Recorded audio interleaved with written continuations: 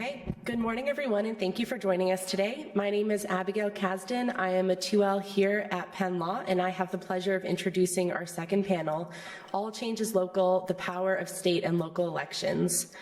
Recently, Philadelphia and Pennsylvania more generally have been at the center of political and legal challenges confronting the democratic process. Through a discussion with elected officials and political leaders, this panel will explore methods of democratic participation with a focus on the issues that most directly affect Philadelphians and ways to strengthen democracy from the ground up. We are thrilled to be joined by our three panelists, Lisa Deeley, the chair of the Philadelphia City Commissioners, Jamie Gauthier, council member of the Philadelphia City Council, and Lisa Swanson, research director for Governor Shapiro's office. And I'm going to turn it over to Andrew Bookbinder, our moderator. Good morning, everybody, and welcome to All Change is Local, the Power of State and Local Elections. My name is Andrew Bookbinder. I'm a 2L toll scholar here at Penn Law, and I'm the co-president of Penn Law's Democracy Law Project. I'm going to be your moderator today. Now, states and local municipalities are often referred to as the laboratories of democracy, and that is played out with local and state policies throughout the nation. We're hoping to capture some of those intricacies today during our discussion. To give everybody a little bit of perspective about how the panel is going to flow, we're going to begin with a series of questions, structured questions that have been pre-written and determined to engage our panel before we shift into individual questions for each of the panelists, bring it back for one all-panel question, and then transition into audience Q&A. So now that the audience is a little more familiar with all three of you, I'd like to dive a little deeper and pose our first question. Would each of you please share with us more about the position you occupy, how you got there, and what you see as your primary responsibility? We can start with the chairwoman. Good morning, and thank you all so very much for being here and for this fabulous opportunity. My name is Lisa Deeley. I am the chairwoman of the Philadelphia Board of Elections. I am one of a three-member bipartisan board that is charged with administering elections in Philadelphia. I came to this position, actually, people voted for me, so local elections are very important to us. And I'm fortunate to be in my second term, so people voted for me twice to get to this position. I think that my most important role in this position is to make sure that Philadelphians feel as though they can vote freely, fairly, without any barrier, and have their voice heard and their vote counted. Good morning, everyone. My name is Councilmember Jamie Gauthier. I represent Philadelphia's 3rd District, which is much of West and Southwest Philly and all of University City and City Council. As a council member, my job overall is to help make life better for my constituents. But in terms of specifics, the council is the city's legislative body. We have a role in the budget, so we have to approve the mayor's budget before the mayor is able to spend and to implement the duties of the city. We make laws to try to make our constituents' lives better.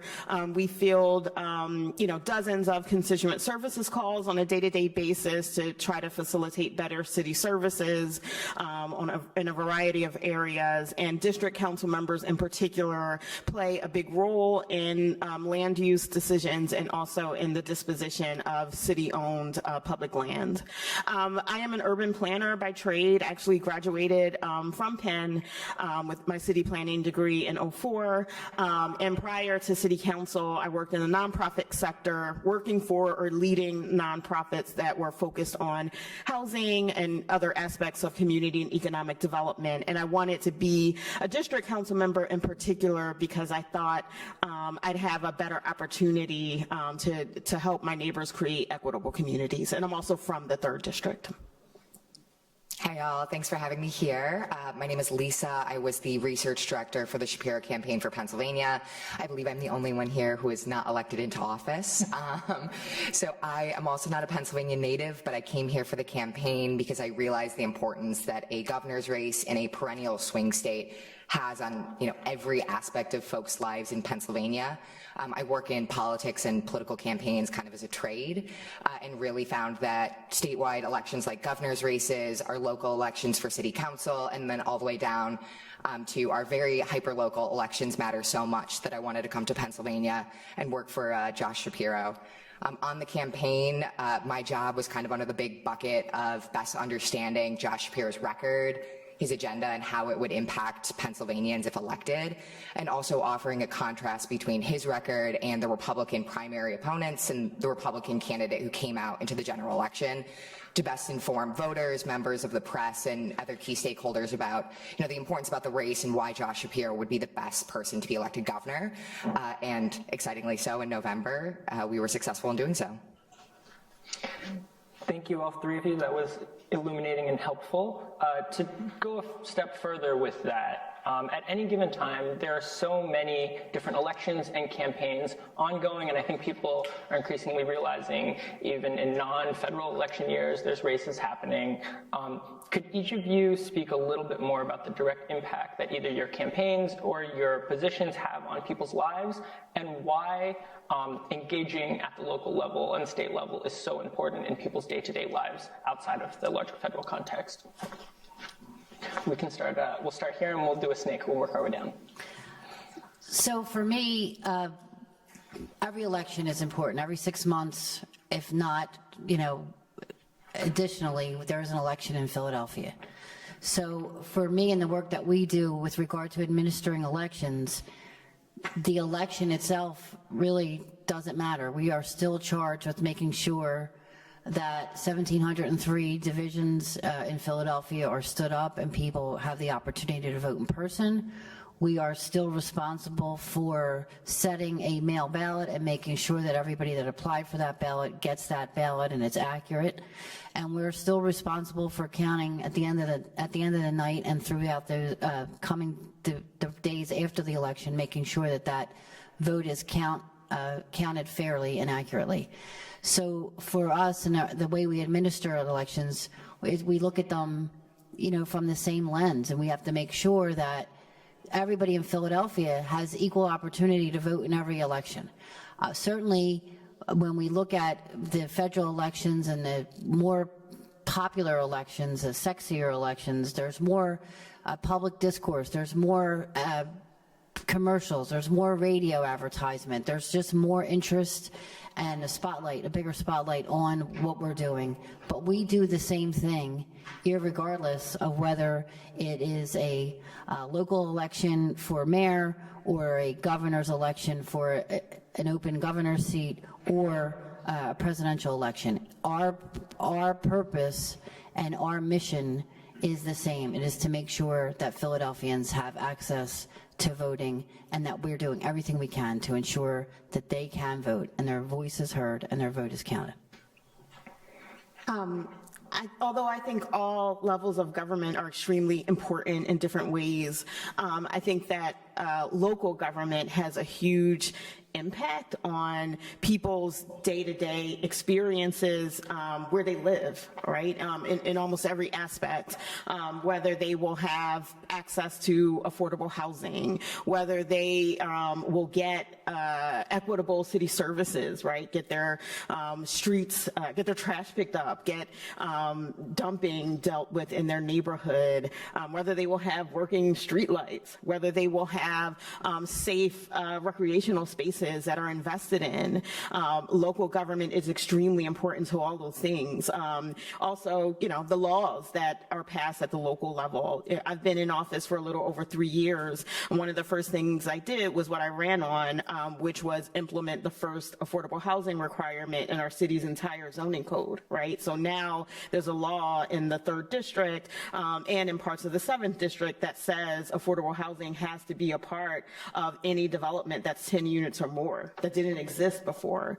And so I also think that when people walk outside of their house, right, and they're in their neighborhoods, what they see is representative of government, and whether they'll have faith in government, and whether they'll participate. So I also think because local government is so important, it's up to us to really bring change to where people live, because sometimes the apathy that exists is because folks don't have that great experience on a day-to-day basis. Yeah, so my work on the campaign was to communicate effectively with voters so that they understand kind of not only the stakes of the election, but also the stances of Josh Shapiro and our Republican opponent in the general election. And it was, our imperative to make sure that not only folks understood, and we communicated with them where they were, in their homes, urban, rural, suburban, et cetera, but also making sure that they heard information that was pertinent to their lives. We heard on the campaign trail that folks really cared about the economy. They really cared about having fully funded schools that they could send their kids to, and their kids would be safe there, that they could be safe on their streets. And then also after, June of 2022 and the fall of Roe v. Wade, we heard from a lot of folks about the importance of, their right to choose.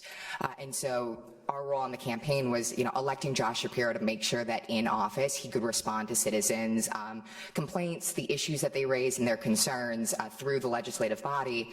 But on the campaign, it was kind of our direct role, making sure that folks understood the stakes of the election. Thank you.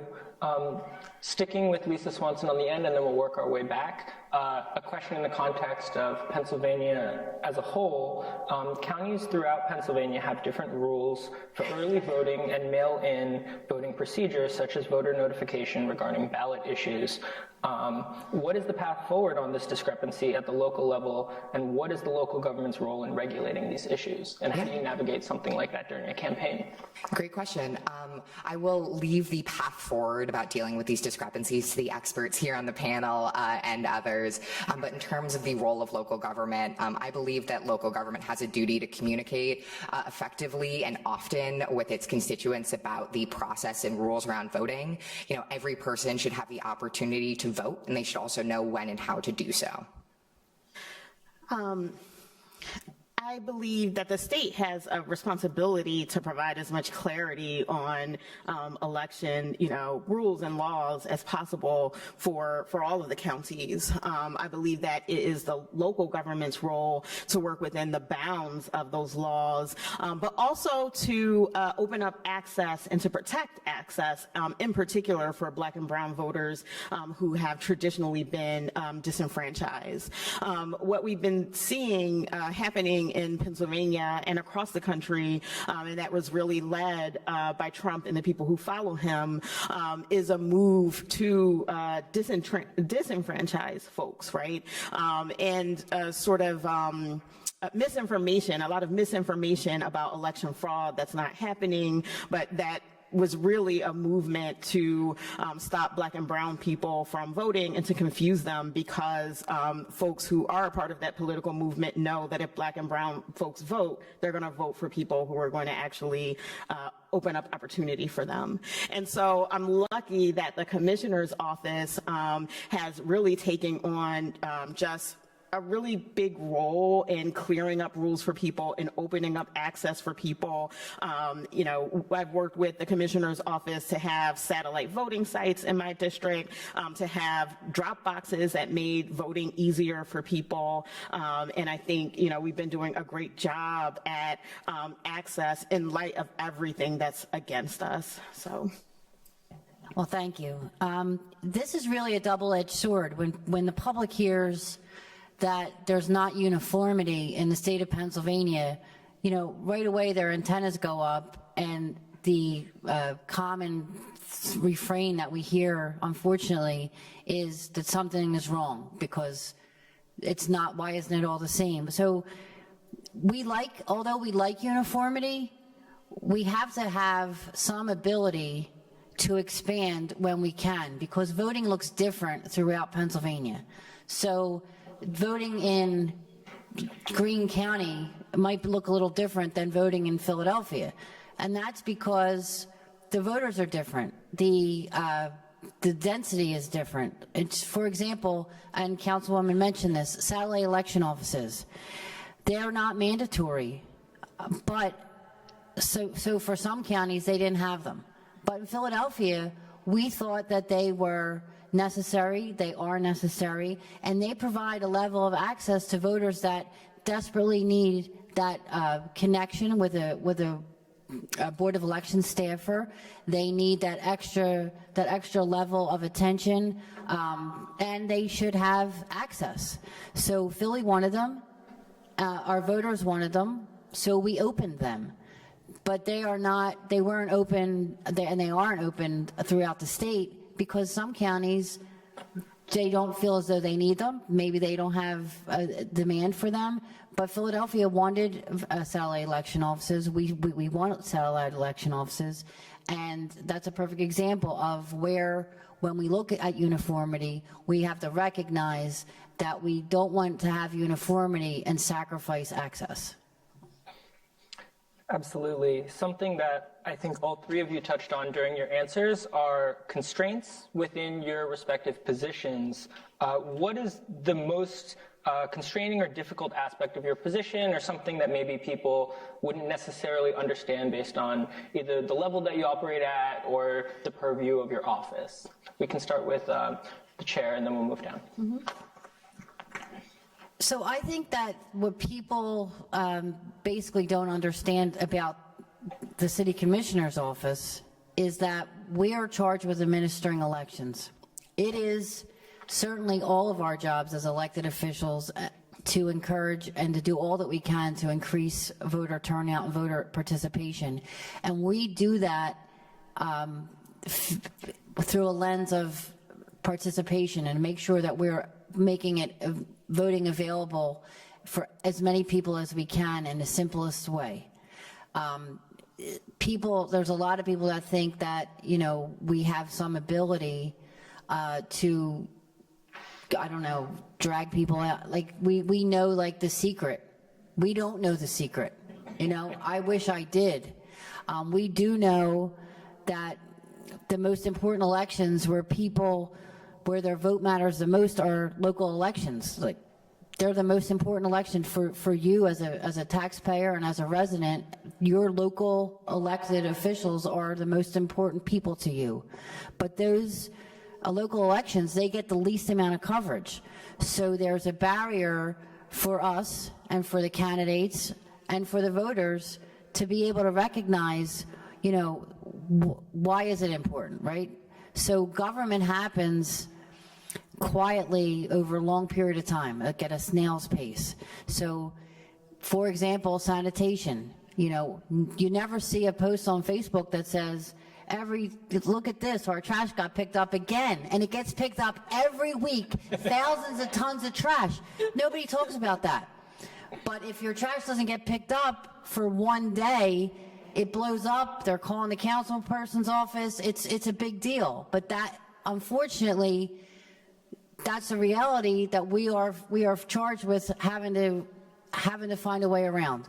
People need to recognize that government happens every day, right under your nose, and you need to recognize that. And maybe then, if we could get to that point, people would see the effect of voting, especially locally, more impactful on their daily life. I can attest to the Facebook post, except I get personally tagged in the pictures of the trash. But I guess I would say that the most challenging part of my job is that as a legislator, I don't have direct control over the things that people most want me to fix. And I embrace that. That's what I signed up for. But it does force you to be creative and crafty about how you come at problems. Most of the things that people call the office about are city operational issues like trash or potholes or, traffic safety infrastructure that we don't have. And while we can influence those things, we do have a strong mayoral form of government, and the operations of the government government or the mayor's purview.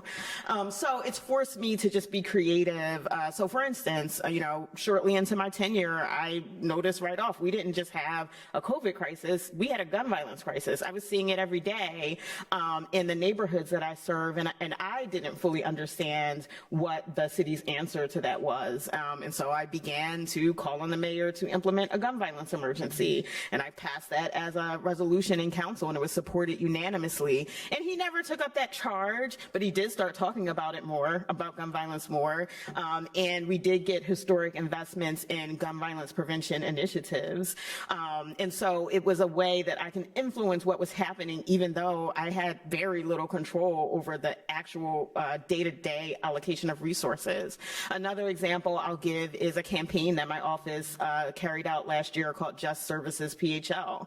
And that was a direct response to us getting calls every single day about dumping, trash not being picked up, I need traffic safety infrastructure and the city won't implement it. My street light doesn't work. And so last budget, we looked at all of the agencies that are responsible for the things that we most get complaints for. We sat down with all of them to say, what do you need in this budget to do your jobs in a better way? And that became our campaign for that budget. And we winded up getting $30 million over what the mayor had initially proposed to resource those agencies. And so the biggest challenge is that as a council member and as a legislator, you don't control everything, but it just means that you have to be more creative and use, your budget power or use advocacy or, your bully pulpit to try to influence change even when you don't control everything. Yeah, I would say one of the most challenging aspects of communicating on a campaign that I encountered was misinformation. I know the councilwoman had brought this up earlier in her opening remarks, but when you are trying to communicate, about the importance about the election, where your candidate stands, you will hear misinformation, and not just about, what your candidate's stances are, but how you go about voting, what issues matter, how they are actually being played out on the day-to-day basis. And with social media kind of being spread across multiple different platforms and not just Facebook and Twitter, we're seeing it on TikTok, Instagram, we're seeing it on WhatsApp groups in English and other languages, and it's really a challenge to have to not only identify misinformation, but figure out what the best response to it is. On the campaign, we saw misinformation that kind of spread the gamut of Josh Shapiro is 5'3", which if you've never seen Josh in real life, you may go, okay, that sounds about right. Or if you've only seen a photo of him next to Senator John Fetterman, you'll be like, it's kind of accurate. But does anyone vote based off of how tall your governor is? Probably not. Maybe. And so there's misinformation like that, which is kind of funny but widespread, and you go, I don't really think it's worth us addressing. But then there's misinformation about where you go to get your ballot, about who is on your ballot, and about people's stances on key issues such as abortion and the economy and education, where when you hear people who are voters telling you, hey, I heard that your stance was this, you're like, that's not it. How do you respond to them? And so the campaign really had to figure out the best ways to communicate effectively to make sure that we weren't giving oxygen to misinformation that nobody was listening to, and also responding to folks who had very real concerns about our positions, but were maybe misinformed by a viral Facebook post.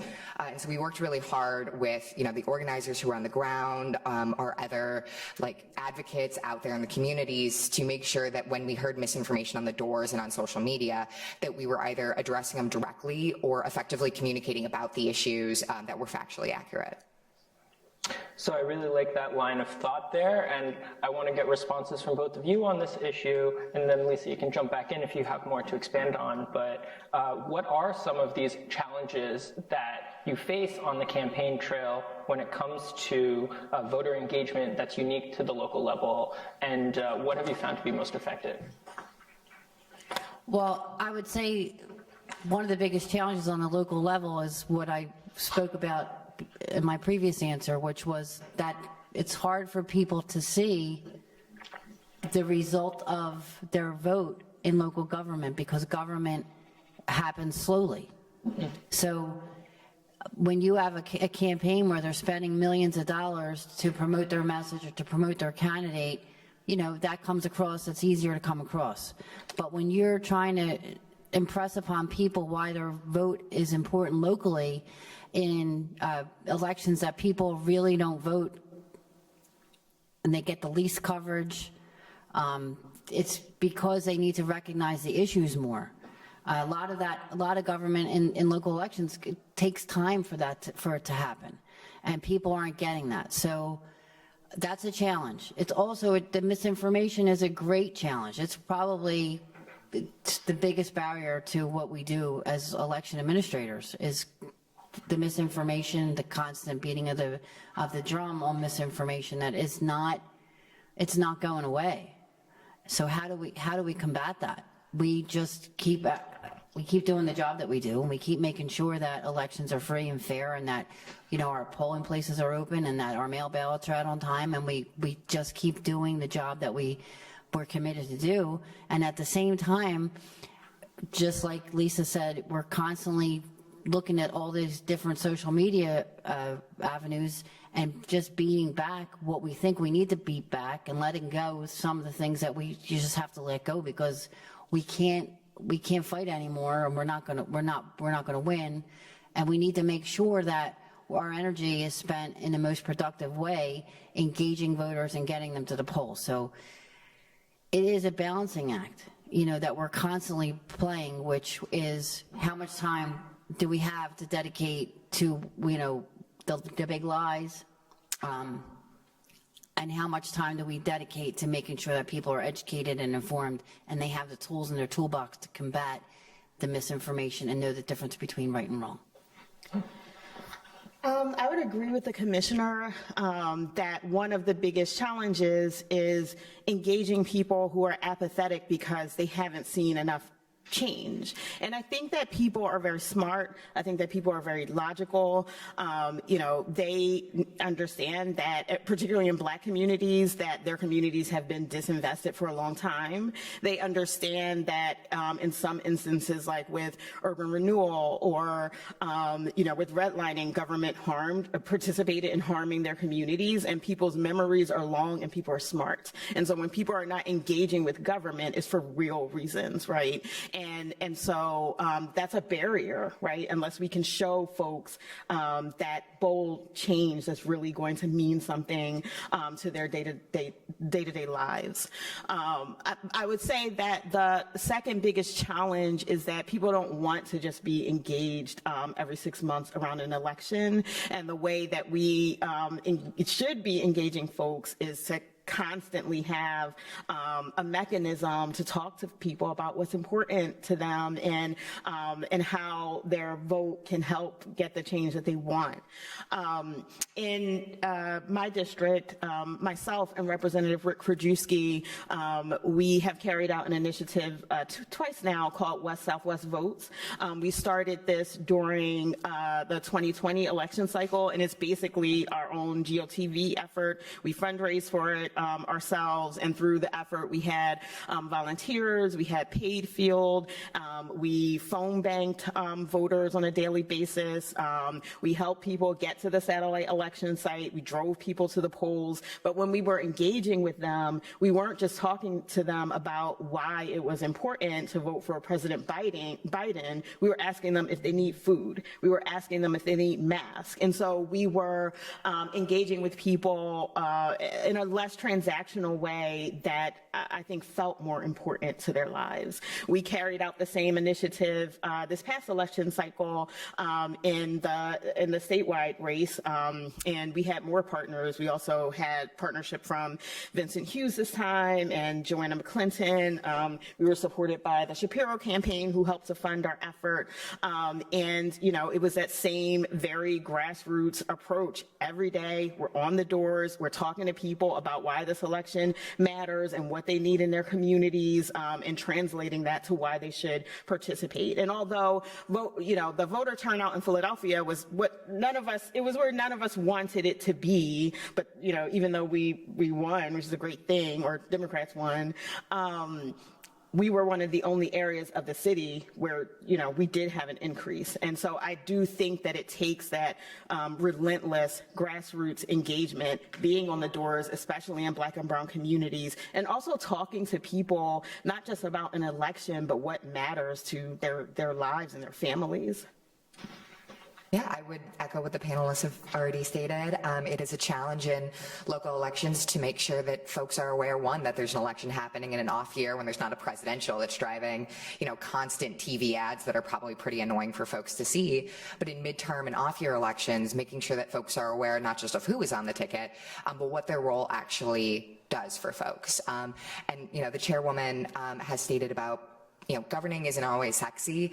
It's the day-to-day slow grind of making sure that people receive the services that they need and that they want. We often see that politics and elections are reactionary. Folks tune in when they are upset that something has happened, but once you get a certain threshold where you are just constantly upset, you tune out. You think that government hasn't worked for you, it's been broken.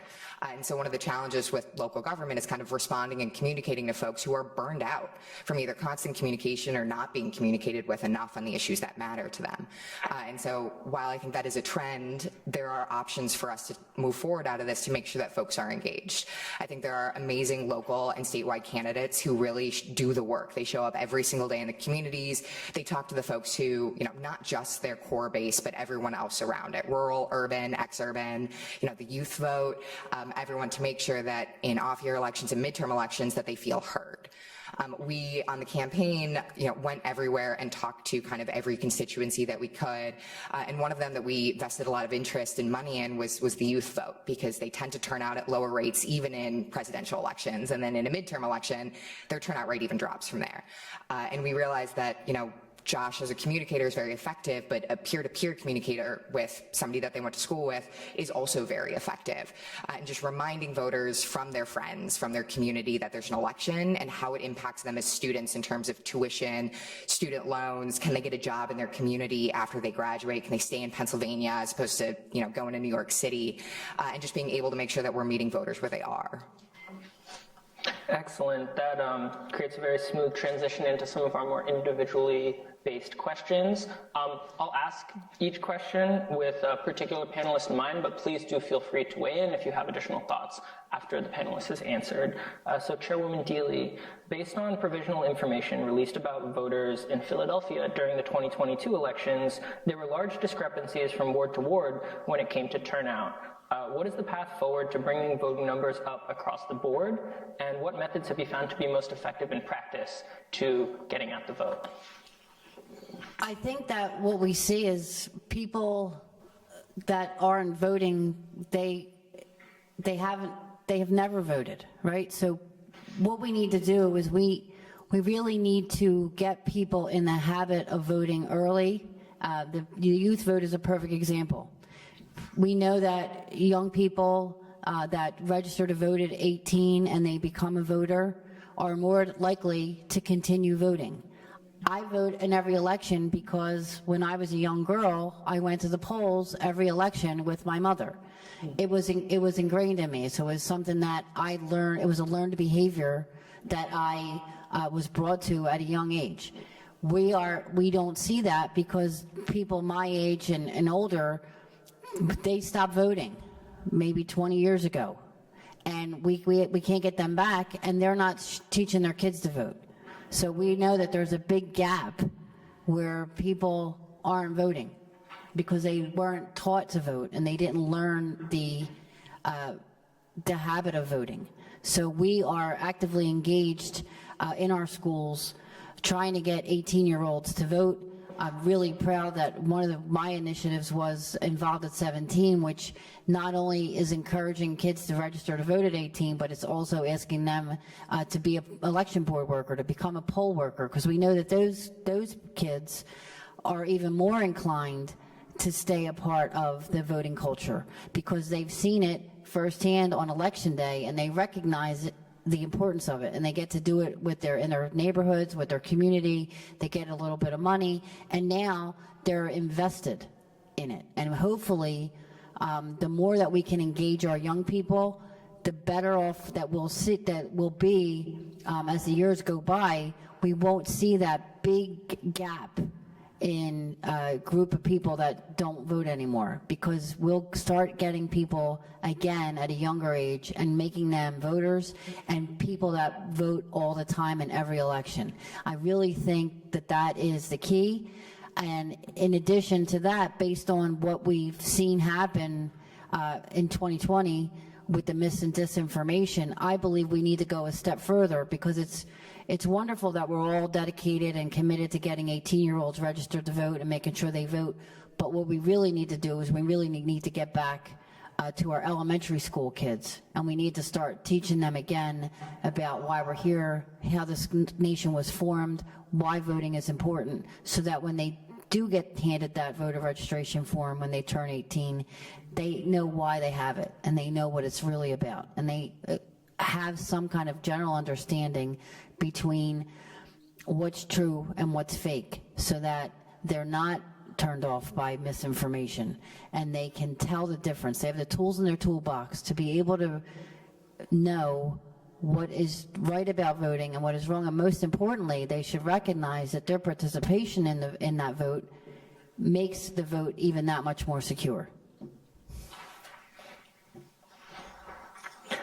The next question is for the council member. The introduction of campaign finance reform and the formation of an independent board of ethics to enforce financial disclosures and other political activity restrictions represented a sweeping change in Philadelphia politics. Based on your experiences, have you seen tangible changes come across from these measures? And if so, how does that manifest itself? Yes, I think these are really important changes that not only allow for transparency for voters, but also allow for voters to more thoroughly vet candidates and to hold their representatives accountable. You know, I think it's important to be able to understand where people's money is coming from, right? Who their donors are, whether those donors are inside the city or inside, you know, the places where they represent, or the majority of those donors are outside, whether those donors represent a certain industry, right? I think it's important to understand the sort of financial connections of officials, if they have another job, what that job is, right? What their business interests are. And so all of these, I think, were important changes that can help people to more thoroughly vet the people that they might be voting for or considering voting for. And I also think, you know, the changes around political activities for city workers have been really important. I think, you know, all of us most of us have to run for office.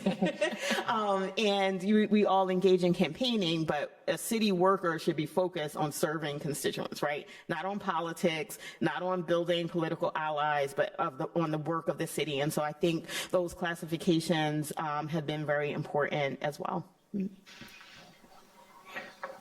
All right, Lisa, Governor Shapiro's campaign generated national attention. How does having out-of-state money and attention impact the election when you need to make sure that you're still appealing to Pennsylvania voters when the campaign has raised such a high profile nationally?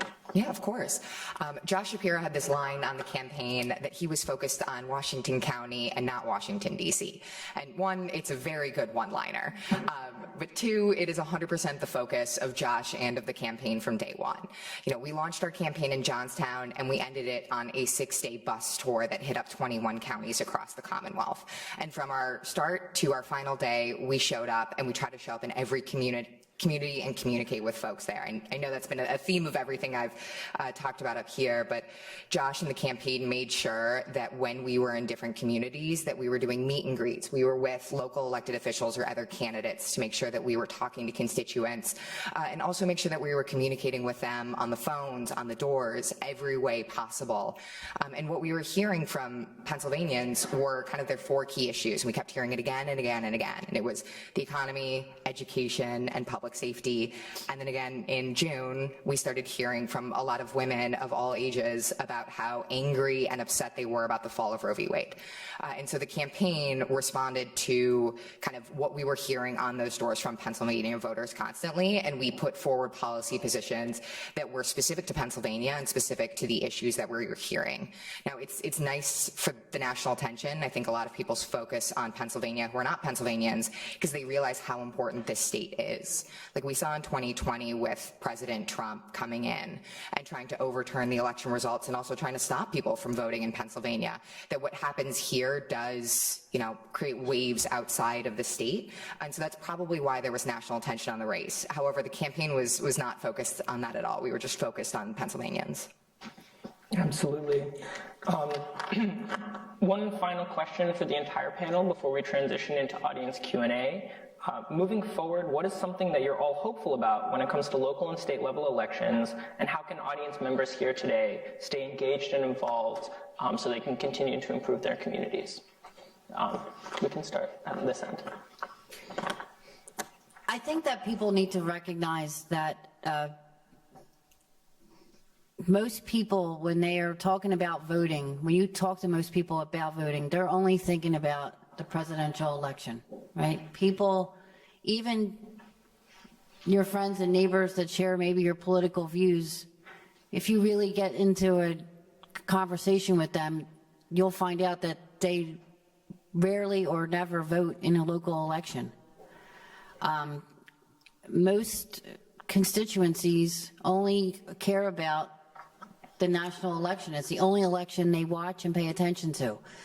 I can say that because I'm somebody that has ran citywide twice, and people were never recognized me. I was pretty much had, complete anonymity. Nobody knew me, that I was the commissioner, that I was in charge of elections, until that wave that Lisa just spoke of hit in 2020, and then all of a sudden, I'm a national figure on the cover of the Wall Street Journal talking about elections in Philadelphia, and now everybody knows who I am.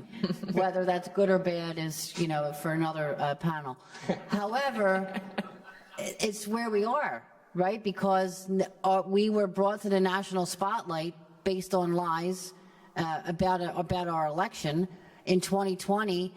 And that's because that's the election that everybody pays attention to. So we really need to get more and more groups like this one together throughout the city, throughout the state, but for us, throughout the city, to really impress upon people how important these local elections are. I really was not a household name until 2020. People had no idea who I was until 2020. And that's the reality. And I ran twice citywide. I got hundreds of thousands of votes, and people didn't know who I was, right? And sure, there are still people that don't know who I am, but I was never going to be on the cover of the Wall Street Journal until 2020. So really what it comes down to is most constituencies only pay attention to these national elections, and we really need to change that. My hopes for voting and elections in the city are, one, that we can make it as easy as possible for people to vote and as accessible as possible, particularly for Black and brown voters who have been traditionally more disenfranchised. I want people to be able to vote all over the city, where they live or downtown or, wherever it may be that's easiest for them. I look forward to working with the commissioner's office on that. I also hope that we do develop a year-long engagement mechanism for people, right? I think we'll have our best chances of getting people out to elections when folks feel like they're very connected to local government, not just about voting, but about a variety of issues. And lastly, I would say, I've seen a lot of passion in Philadelphia politics, especially since Trump. And I'm hoping that we can infuse that passion with our more traditional machine, right? I want us to, infuse that into our turnout mechanism to get more folks out to vote. I want to be able to better support committee people and to connect them to technology that can help with the turnout effort. And I want to be able to better support the people who work our elections, poll workers and otherwise as well. So those would be some of the things I'd hope for. Absolutely. I will say that I think 2022 gave me a lot of hope about what voters cared about, and they very clearly showed us is that they cared about candidates who really want to serve their community, that are not extreme, and that are just decent people. And that kind of feels like the bar, but it's nice to have it reaffirmed, because moving forward that we have really level set that again 2 years after Trump was no longer in office. And I think it is hopeful for us moving forward about seeing that, decency does win out at the end of the day. Voters do care about that, but voters also care about politicians and elected officials who fight for them, folks who show up every single day and do the hard work, and not just, folks who kind of pop up every 2 years, 4 years, they find the closest microphone, but folks who are in the communities and really grinding it out. As to ways in which we can continue engaging voters outside of every 2 and 4 year election cycle, we've kind of seen a dearth in local media. Just, local investment has gone down, larger companies are buying up local media, and just making sure that folks, don't just subscribe to the Wall Street Journal and the Washington Post, or even just the Philadelphia Inquirer, but also your hyper-local, community newspapers, or your newspapers in parts of the state where you don't live, but you do want to know what they are feeling and talking about out there. Absolutely. So with that, we'll transition to the audience Q&A portion of our session. My fellow TIL scholar, Devonte, has a microphone. Members of the audience, please just raise your hands, and Devonte will approach you, and you can ask the panel your question.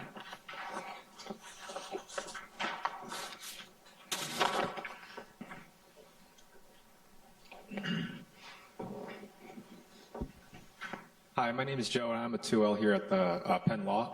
I have a question in regards to digital democracy. So as a constituent, it seems that my engagement with democracy kind of starts and then ends at the ballot box. So I'm curious about the prospects of using digital tools to either increase more responsive infrastructure or potentially increase democratic engagement. And if we're already doing that, what we're doing wrong with it and how we could do better.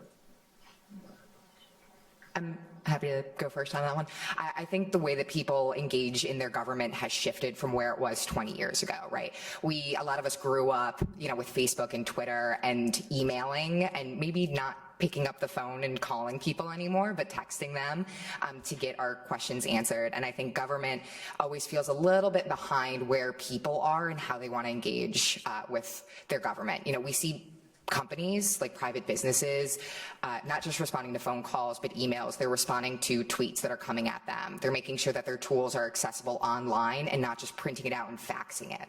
And I think government does have to keep taking steps forward to make sure that this next digital age, that we don't leave people behind just because they don't have access to a printer or because they don't care to pick up the phone and call from 9 to 5 to ask, where is their ballot, or to ask when is the DMV open and when can I get my driver's license. I think transitioning government to respond to voters online is going to take a large investment that folks have already started doing, but it is the next stage that we have to engage in.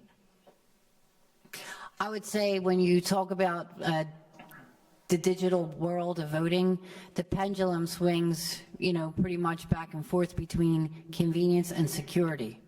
So when you start to talk too much about convenience, you see a backlash, and we saw that in 2020 against electronic voting and mail voting.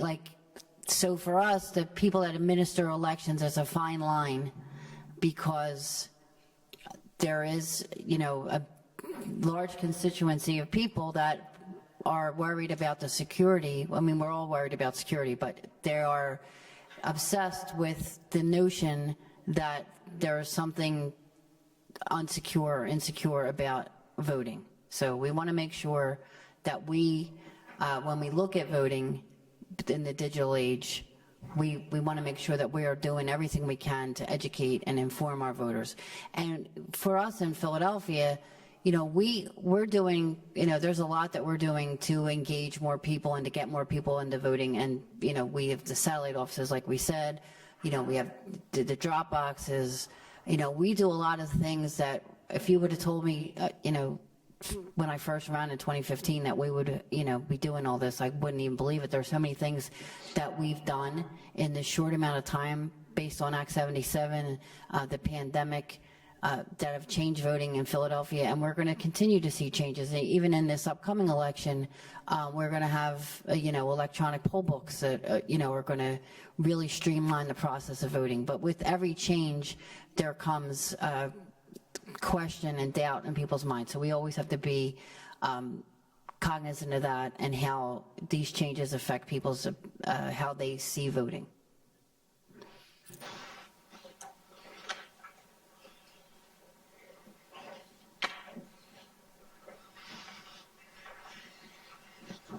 Hi, Colonel Steve Smith, U.S. Army JAG Corps retired, class of '82.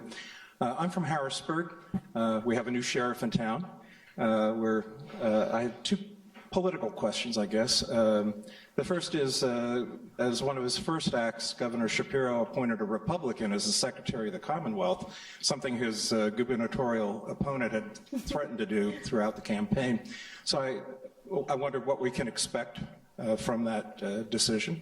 And secondly, for the first time in 10 years, the House of Representatives in Harrisburg has gone over to the Democrats, and I'm wondering what impact that has on the issues we're talking about in today's symposium, particularly voter suppression. I mean, we like Al Schmidt, so I'll start with that. I think, even though, he is a Republican, but I think he's never come across as partisan to me, and I think that's what people really value about him. I think everybody trusted that he was there to carry out free and fair elections, that he was there to help everyone in the city to vote. And so I think across the board, people were thrilled with that appointment. And on the second question, I'm personally thrilled that we now have a majority, at the state level. And I'm just hoping that it gets us more of what we need in the city. Everyone was overjoyed the other day at the Commonwealth ruling, for example, that the state funding of public school in the state is unconstitutional, right? And so now that we have a majority in the House, and now that we work so hard to elect our wonderful governor, I'm looking for some change with respect to that dynamic, right? So if it is unconstitutional, what are the damages that we should expect, and what should we expect moving forward? I'm looking for change as it relates to action on, gun control that could really help us to get gun violence under control in a better way. I'm looking for change on housing issues. I just think we just have such a better opportunity now to get what we need from the state, or at least that's what I'm hoping for.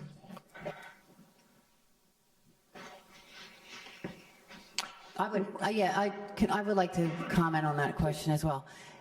First of all, I think it's fantastic as a Philadelphia elections administrator that Al Schmidt is the Secretary of State of Pennsylvania. Yeah. I say that as an administrator of elections and and forget that he is one of my dearest friends, and I am so grateful for his partnership in the past. But I say it as a Philadelphia administrator of elections because it'll be refreshing for me to have somebody in the Secretary of State's office that understands elections and understands specifically Philadelphia elections. I am thrilled by the governor's appointment of Al to that position. And I would also say, with regard to the House, the legislature really doesn't, it's been my experience that they really don't understand elections. And the House in particular has been a huge impediment to common sense change in elections. So a change in the leadership in that body, I think, will have a real positive effect on elections for common sense things like pre-canvassing, for example. So I am thrilled as an election administrator to see Secretary of State Al Schmidt, and I am beyond ecstatic to see a change in leadership in the Pennsylvania House of Representatives. As an elections administrator, I have a whole bunch of my own political views, which, are not part of this conversation, but as an administrator of elections and on a 3-member bipartisan board, I am thrilled by both of those things. I think that the legislature was a huge impediment. The previous leadership was a huge impediment to common sense change. I think that the legislature and government in Harrisburg could make real change to elections that would ensure people's faith. It would do a lot to restore confidence, and it wouldn't cost a nickel if they would just sign some common sense legislation, and I'm looking forward to that.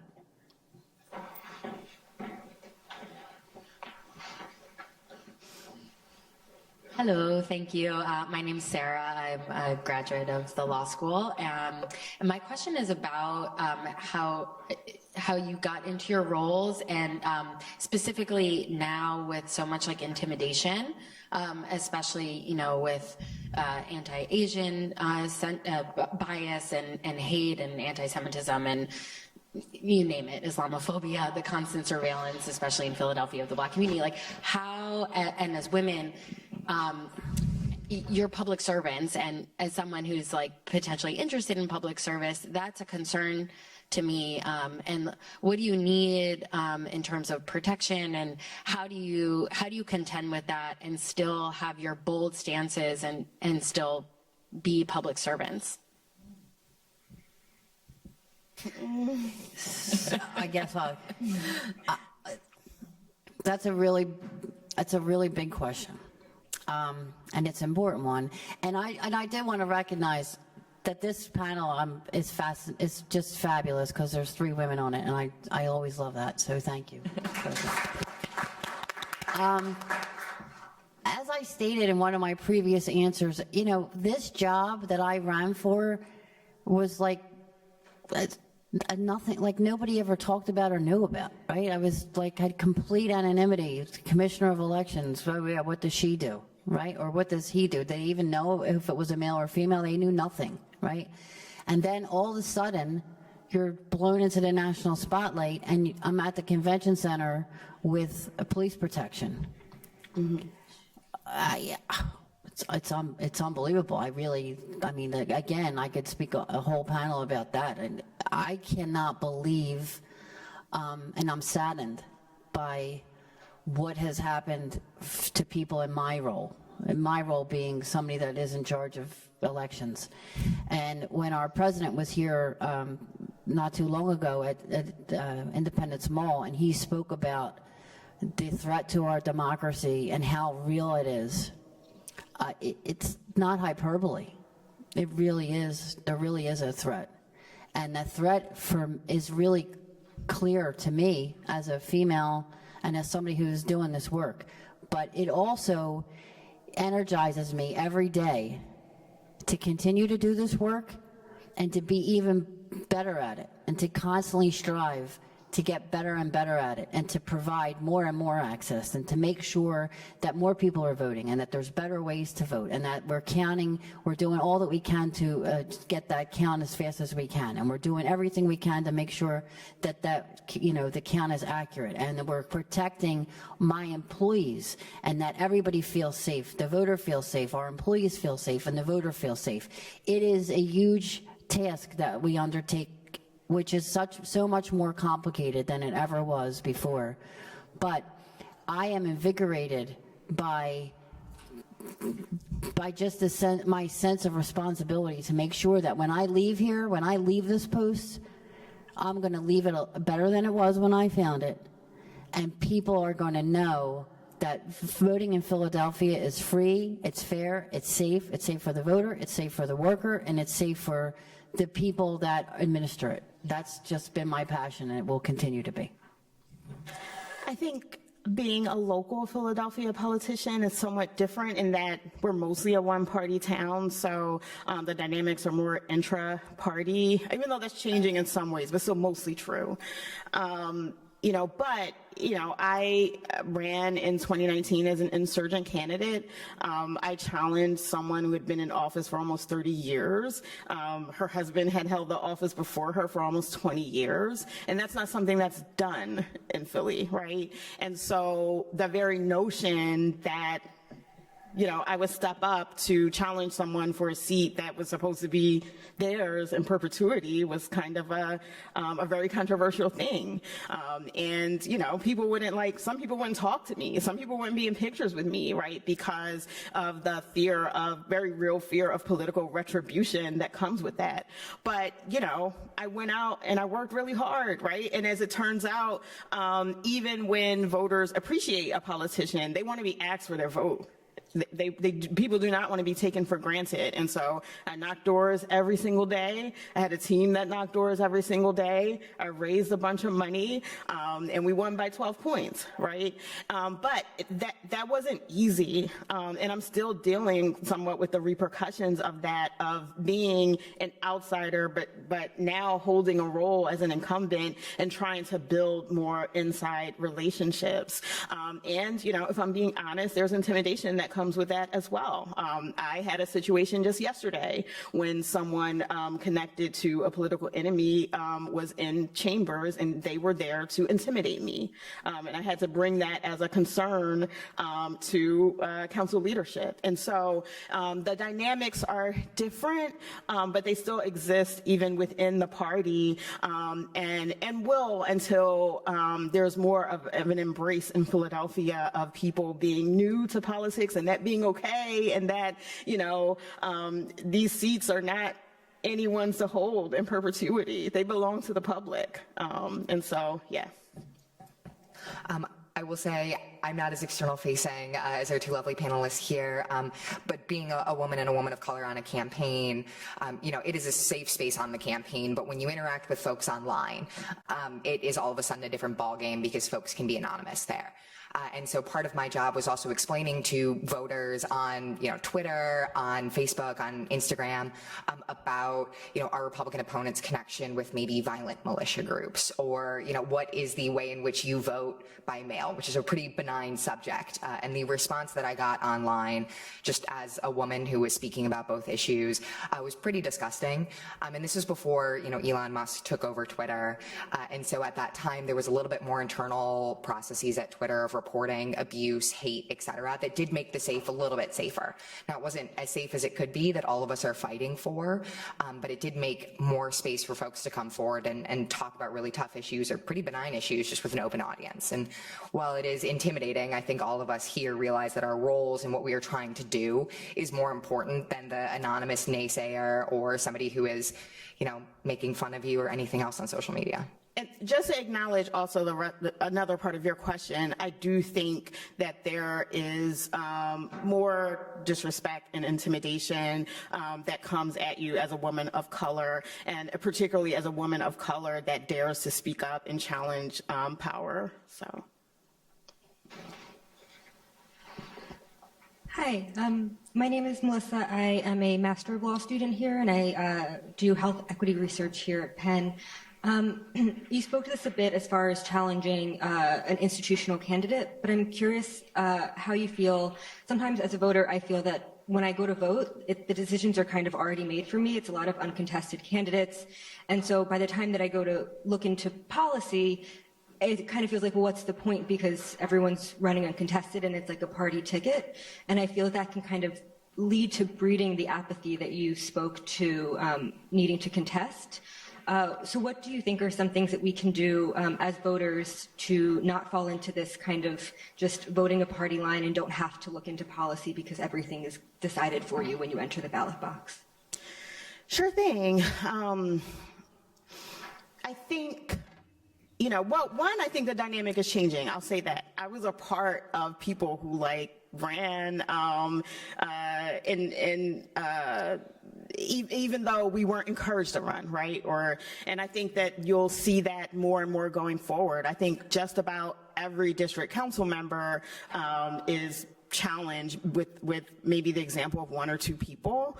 I think that I'm hoping that we can make it easier to give people information about what candidates are doing, what votes they're taking, what initiatives they're undertaking, what their policy efforts have been. I think that will help people to make better decisions, right? And people who are running for office, I do think that you have to have an effective campaign infrastructure. If you want, particularly to challenge an incumbent, which is not an easy thing, you have to raise the money, you have to get your message out there, you have to be on the doors, and you have to talk to people about why you're a better option.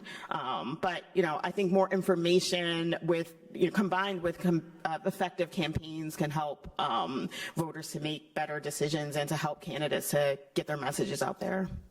I would also say on that, one of the best things that I ever did early on in life was become a committee person. I was I was the judge of elections at age 18, and I ran for committee person at 21. And really, that's like ground level involvement. So if you have the time, and then being a committee person is, as much time as you want to, you have to give it, right? But it's a great opportunity to get engaged at the ground level.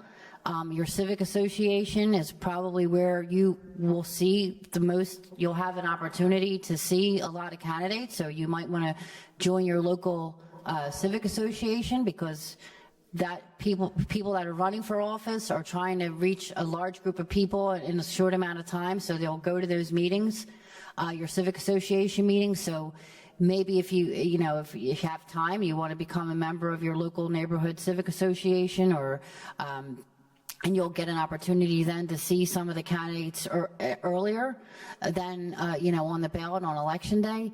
I just think that there are those opportunities, and they also introduce you to a whole bunch of different people that share different ideas and maybe belong to other groups. I know.